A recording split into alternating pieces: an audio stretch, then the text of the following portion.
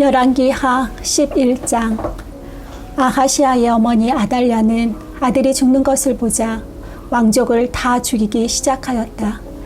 그러나 왕자들이 살해되는 가운데서도 여호람 왕의 딸이요 아하시아의 누이인 여호세바가 아하시아의 아들 요아스를 몰래 빼내어 유모와 함께 침실에 숨겼다.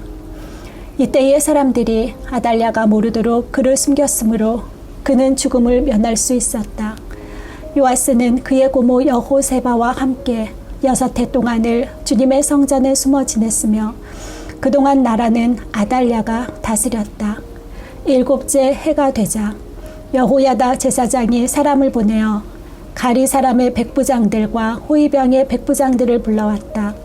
그리고 그들을 주님의 성전에 있는 왕자에게로 데리고 가서 그들과 더불어 언약을 맺고 또 주님의 성전에서 맹세를 하게 한 뒤에 그들에게 왕자를 보여주었다. 그리고는 그들에게 이렇게 명령을 내렸다. 이제 여러분이 해야 할 일을 말하겠습니다.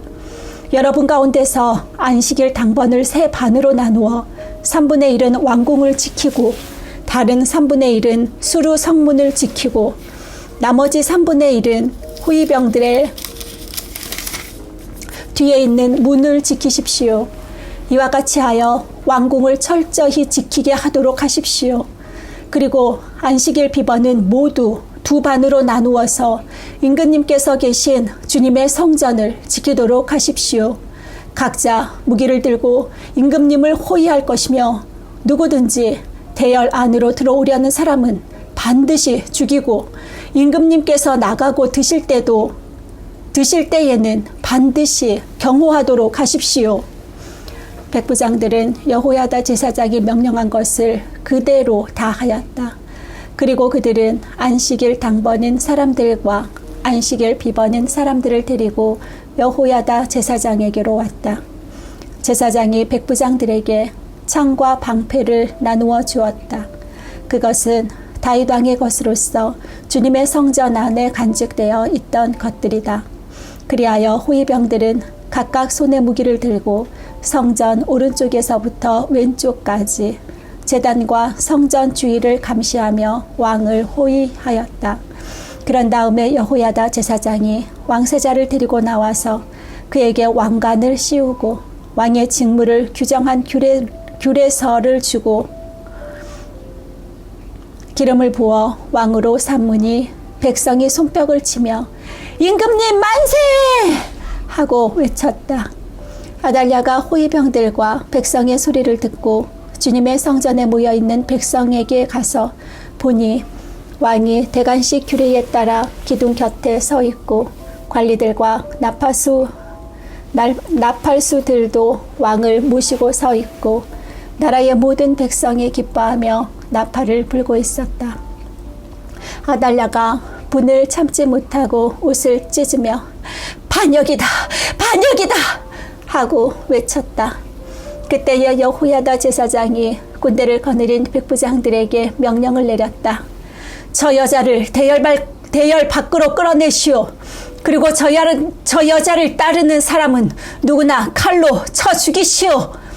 여호야다가 주님의 성전에서는 그 여자를 죽이지 말라고 하였으므로 그들은 그 여자를 끌어내어 군마가 드나드는 길을 통해 왕궁으로 들어가 거기에서 그 여자를 처형하였다. 여호야다는 이스라엘 백성이 주님의 백성이 되는 언약을 주님과 왕과 백성 사이에 맺게 하고 동시에 왕과 백성 사이에도 언약을 맺게 하였다. 그렇게 하고 난 다음에 그 땅에 온 백성이 바알의 신전으로 몰려가서 그 신전을 허물고 제단을 뒤엎고 신상들을 완전히 부수어버렸다. 또 그들은 제단 앞에서 바알의 제사장 맏단을 죽였다. 그리고 여호야다 제사장은 주님의 성전에 경비병들을 세웠다. 그리고 그들은 백부장들과 가리 사람들과 호위병들과 그 땅의 모든 백성을 거느리고 왕을 인도하여 주님의 성전에서 데리고 나와서 호위병들이 지키는 문을 지나 왕궁으로 행진하여 들어갔다. 왕이 왕좌에 오르자 그 땅의 모든 백성이 기뻐하였다. 아달랴가 왕궁에서 칼에 맞아 살해된 뒤로 도성은 평온을 되찾았다. 요아스가 왕위에 올랐을 때에 그는 7살이었다. 12장. 예후 제7년에 요아스가 왕이 되어 40해 동안을 예루살렘에서 다스렸다. 그의 어머니 시비아는 브엘세바 사람이었다. 요아스는 여호야다 제사장이 가르쳐준 대로 하였으므로 일생 동안 주님께서 보시기에 올바른 일을 하였다. 다만 산당을 제거하지 않아서 백성이 여전히 산당에서 제사를 지내고 향을 피웠다. 요아스가 제사장들에게 말하였다.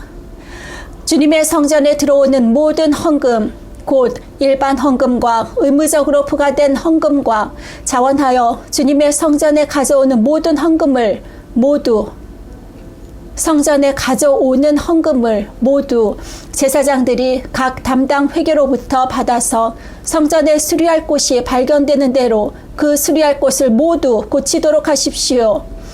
그러나 요아스가 왕이 된 지 23해가 지나도록 제사장들은 그 성전에 수리할 곳을 고치지 않았다. 요아스 왕이 여호야다 제사장과 다른 제사장들을 모두 불러서 그들에게 말하였다. 어찌하여 아직 성전에 수리할 곳을 고치지 않고 있습니까? 이제는 더 이상 담당 회계로부터 돈을 받아두지 말고 성전을 수리하는 데 쓰도록 직접 넘기게 하십시오. 제사장들은 이 일에 동의하여 제사장들이 백성으로부터 돈을 받거나 성전을 직접 수리하거나 하는 일을 하지 않기로 하였다. 제사장 여호야다는 궤를 하나 가져다가 그 뚜껑에 구멍을 뚫어 주님의 성전으로 들여와서 오른쪽 곧 제단 곁에 그것을 놓았다. 그래서 문을 지키는 제사장들이 주님의 성전으로 가져오는 모든 헌금을 그 궤에 넣게 하였다. 그 궤가 헌금으로 가득 찰 때마다 왕실 서기관과 대제사장이 와서 주님의 성전에 헌납된 헌금을 쏟아내어 계산하였다.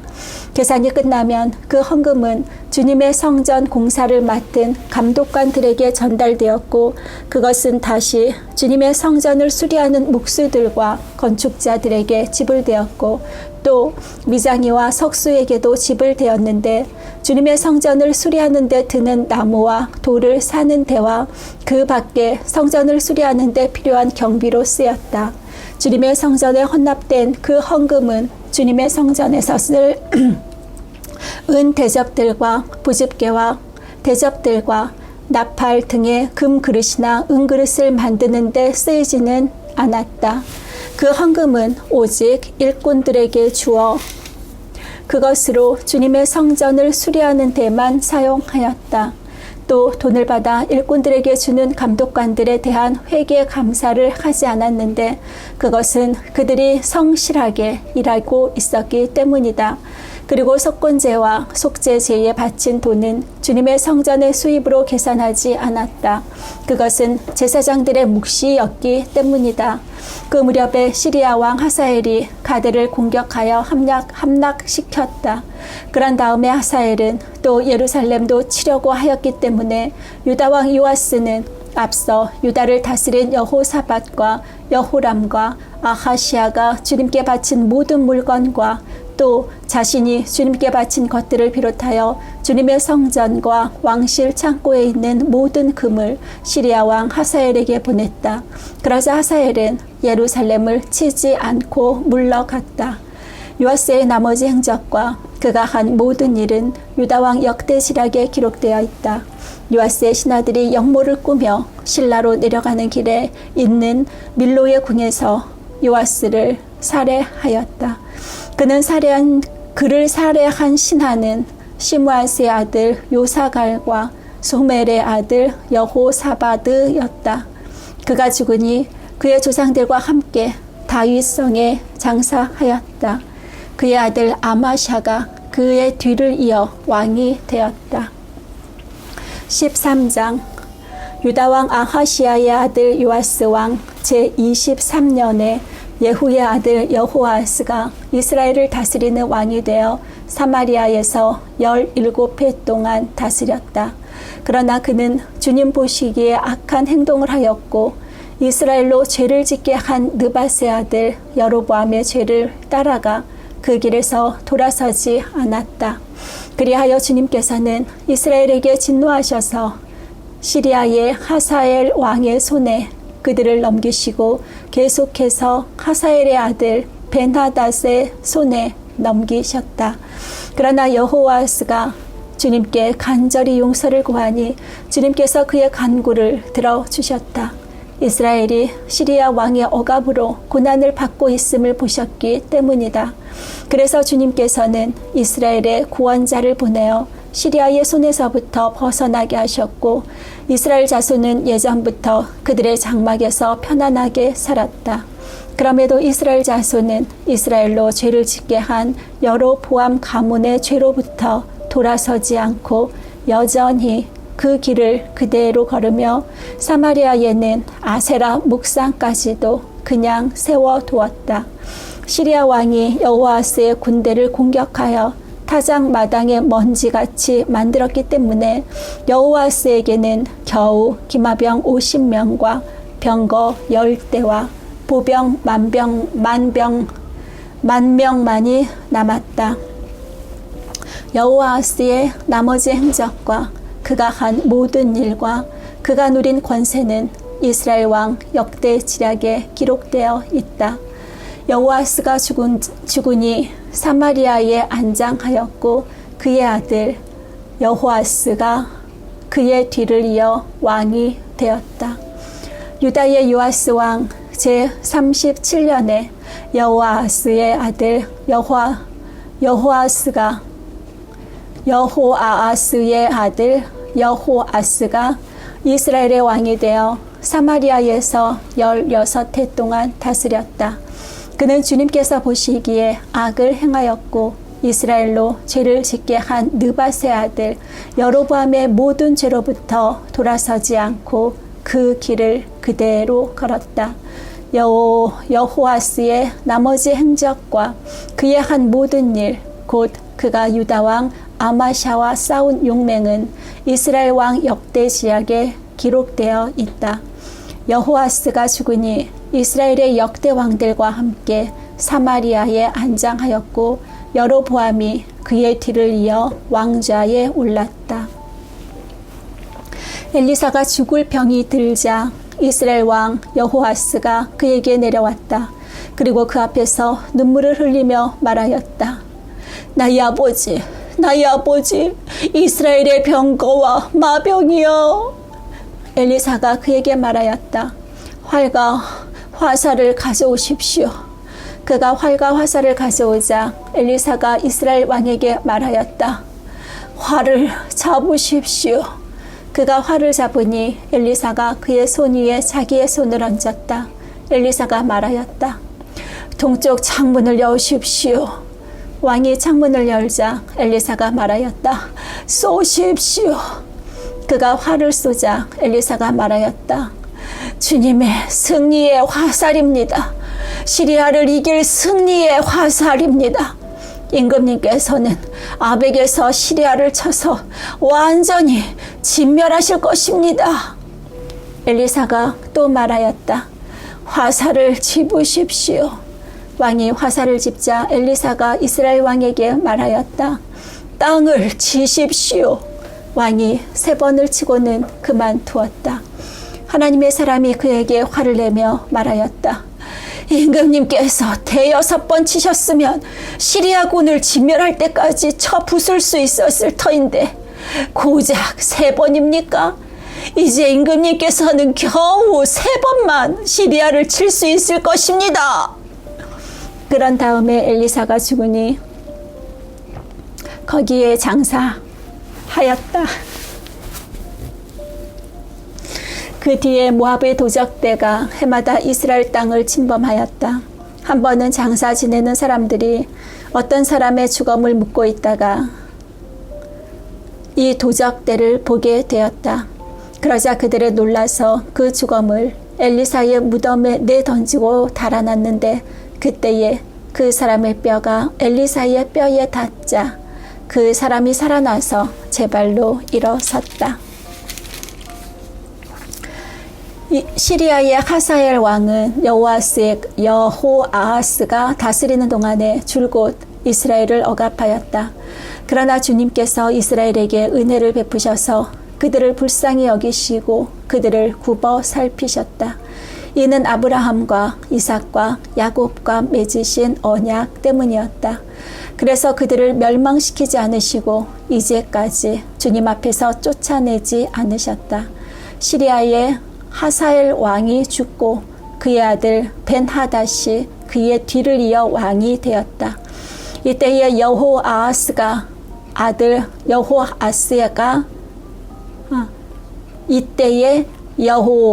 여호아스의 아들 여호아스가 하사엘의 아들 벤하닷의 손에서 성읍들을 도로 되찾았다. 이 성읍들은 부왕 여호아스가 전쟁으로 빼앗겼던 것이다. 여호아스는 3번이나 벤하닷을 쳐서 이스라엘의 성읍들을 도로 되찾았다. 14장 이스라엘 왕 여호아스의 아들 여호아스 제2년에 유다 왕 요아스의 아들 아마샤가 유다 왕이 되었다. 그는 25살의 왕위에 올라 예루살렘에서 29해 동안 다스렸다. 그의 어머니 여호아따는 예루살렘 태생이다. 아마샤는 주님께서 보시기에 올바른 일을 하기는 하였으나 그의 조상 다윗만큼은 하지 못하였고 아버지 요아스가 한 것만큼 하였다. 그리하여 산당은 제거되지 않은 채로 백성은 여전히 산당에서 제사를 드리며 분향을 하고 있었다. 왕권을 확고하게 장악한 다음에 아마샤는 부왕을 살해한 신하들을 처형하였다. 그러나 그는 처형한 신하의 자녀는 죽이지 않았다. 그것은 모세의 율법서에 기록된 말씀을 따른 것이다.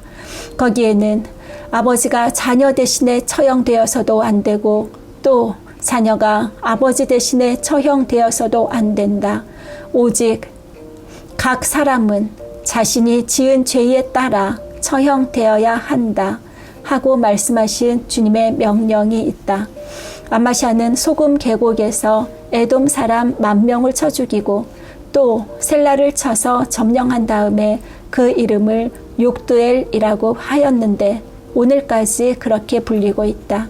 그때의 아마샤가 예후의 손자요 여호아스의 아들인 이스라엘의 여호아스 왕에게 전령을 보내어 서로 직접 만나 힘을 겨루어 보자고 제안하였다. 이스라엘의 여호아스 왕은 유다의 아마샤 왕에게 사람을 보내어 이렇게 회답하였다. 레바논의 가시나무가 레바논의 백향목에게 전가를 보내어 백향목의 딸을 며느리로 달라고 청혼하는 것을 보고 레바논의 들짐승이 지나가다가 그 가시나무를 짓밟은 일이 있다. 네가 에돔을 쳐서 이기더니 너무 오만해진 것 같다. 차라리 왕궁에나 머물면서 네가 누리는 영화를 만족하게 여겨라. 어찌하여 너는 너 자신과 유다를 함께 멸망시킬 화근을 스스로 불러들이느냐. 그러나 아마샤가 끝내 듣지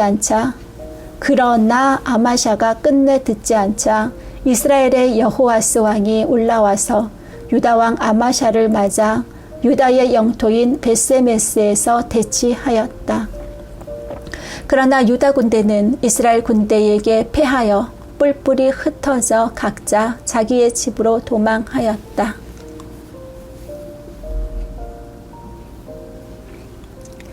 이스라엘의 여호아스 왕은 벳세메스에서 아하시아의 손자요 요아스의 아들인 유다의 아마샤 왕을 사로잡아서 예루살렘으로 들어왔다. 그는 예루살렘 성벽을 에브라임 문에서부터 성 모퉁이 문에 이르기까지 400자를 허물어 버렸다. 그는 또 주님의 성전과 왕궁의 보물 창고에 있는 금과 은과 모든 그릇을 약탈하고 사람까지 볼모로 잡아서 사마리아로 돌아갔다.